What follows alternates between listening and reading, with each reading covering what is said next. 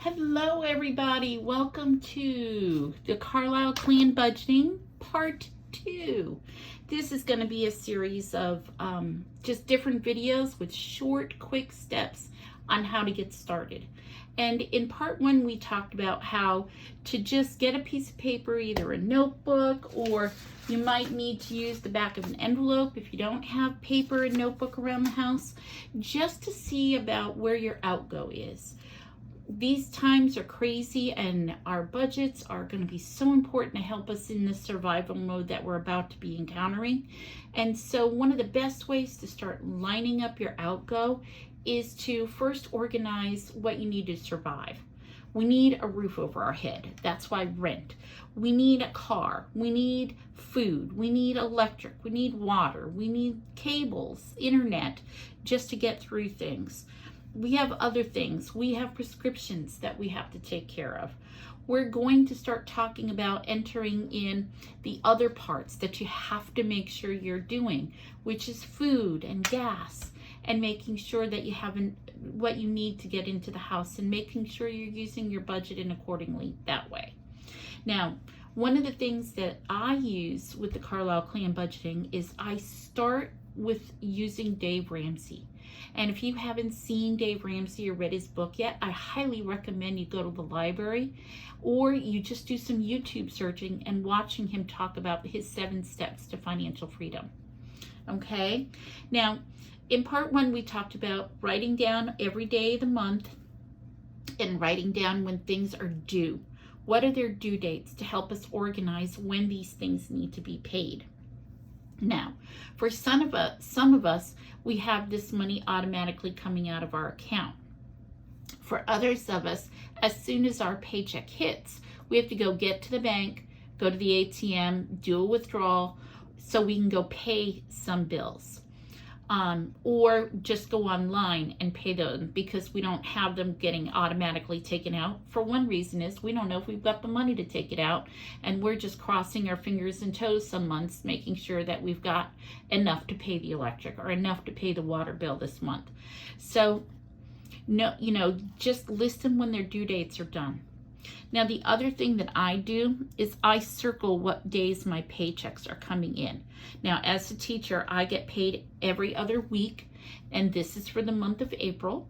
And so how I usually focus it is I make sure right now that this paycheck that I got on the 1st covers all my bills until the 14th. And then from the 15th, when I get this paycheck, it's got to cover all my bills to the 29th. And then what I'm going to do on the 29th, that paycheck is going to take care of that first 14 days in May. And we're just going to line it up that way. But right now we're focusing in on organizing our debt, our bills, our monthly outgo, and seeing if we can't match it up with our monthly income. I also talked about how we focus our family budget on my paycheck because I'm consistent. My husband is 100% commission sales through real estate. And so when he gets a close on a home or gets a paycheck, we use his paycheck for debt consolidation. We use his paycheck to help pay off the mortgage or the house or credit card bills or loans. And we'll talk about later, but we do have a priority list of which one we're paying off first, and most of the money goes to that. My paycheck does the minimum payments, and then his pay, when he gets a commission sales or money, we add money onto that debt and just trying to pay it down that way. So his paychecks go towards debt consolidation, get paying down our debt, and mine goes to our just trying to keep our head above water, monthly expenses. So now that you've got your outflow going, one of the things, and I know how scary it is, and reality is going to be hard, is to go to your bank statements or your receipts, however you're doing it. Because my husband definitely likes to have his debit card. He's not a fan of always using cash. He prefers a debit card because he doesn't feel he's, going through it as quickly. If he has to be mindful of the debit card.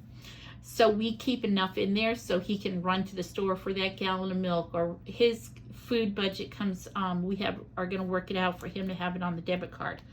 Like me, I prefer cash. So because I'm broke, and honestly, I can't even go get a box of envelopes right now, I'm going to take one of my blank envelopes that I got a bill in, and I'm just going to write food on it. On another one, I'm going to write gas. On another one, I'm going to write fun. And I'm only going to worry about 3 envelopes right now. Food, gas, and fun. But first, even before I can figure out how much money I'm going to need in my food envelope, how much money I'm going to need to budget out for gas this week, and how much money I'm going to budget out for fun, I have to figure out how much I've already spent. So I have an idea of how to budget. So one of the things that I did is I went to our bank statement for the month of March. We used our debit card for almost every food purchase, going out to eat purchase, coffee, gas.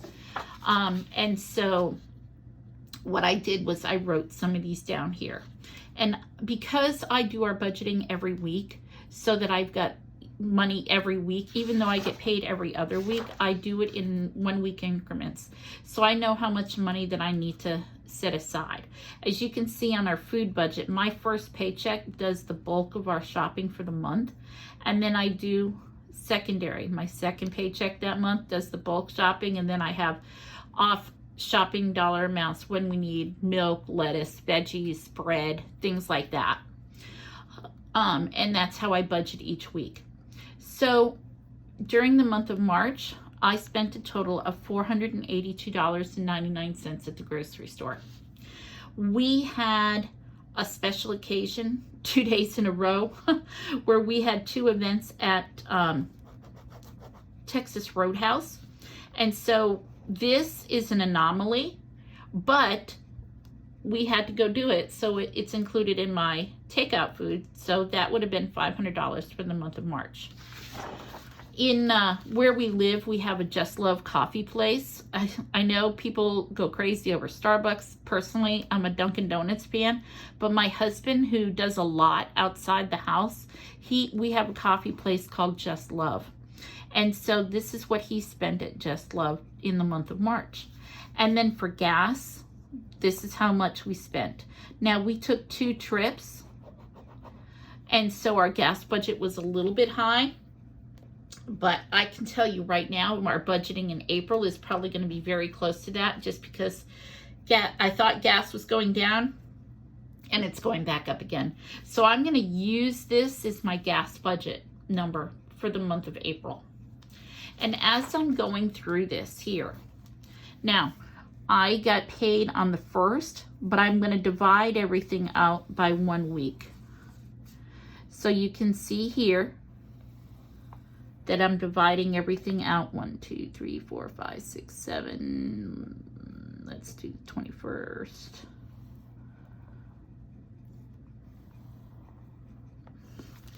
And I'm going to do food, takeout, gas. Food, takeout, gas.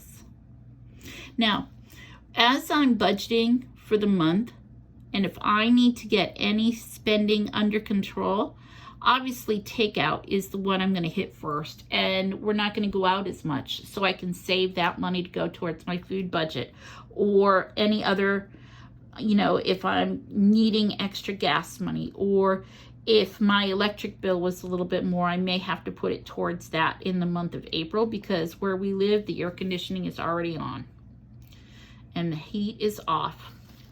So I'm going to put down food, takeout, gas. Food, takeout, gas. Food, takeout, gas.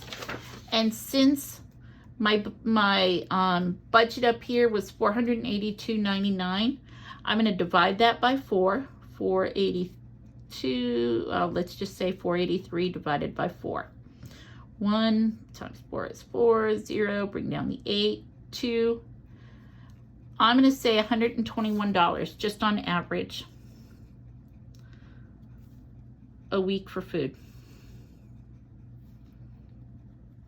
Now again, food is the one I can control first. I don't have to get the prime cuts of meat.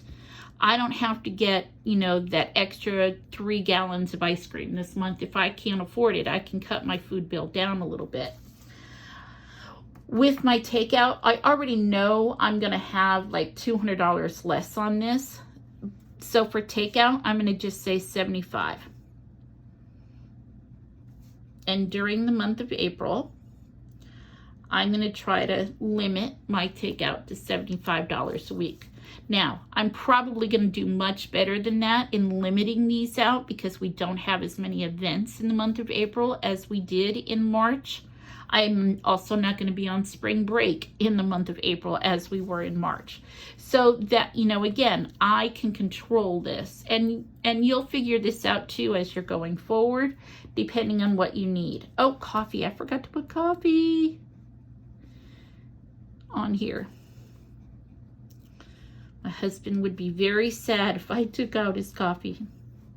And again, it's something he can control and we can go over. So gas was about $220.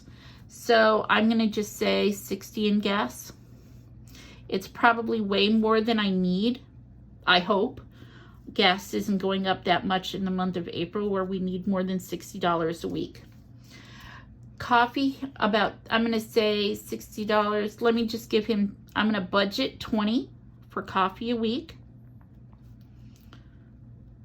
And again, one of the things that my husband can control is maybe not stopping for coffee as much, although that will be a challenge because you don't want to limit yourself at the beginning of this, because if things don't work out, you're going to find and create lots of excuses not to do this. The whole point of this 30 days and the next 30 days is to see what works, to see how the budgeting goes. And that's what we're doing for now.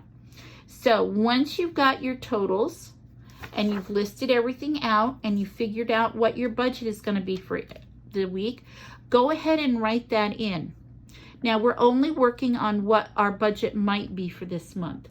The next thing that we're going to do after this is we're going to, on part 3, is we're going to work on how to keep an updated log of our food, our gas, and our coffee and our takeout during the month of April. Because once April is done, then we're going to start working into the month of May and getting organized and start creating that tangible, hopefully easy, short goals to get that going. So thank you for watching part 2, and we'll see you on part 3.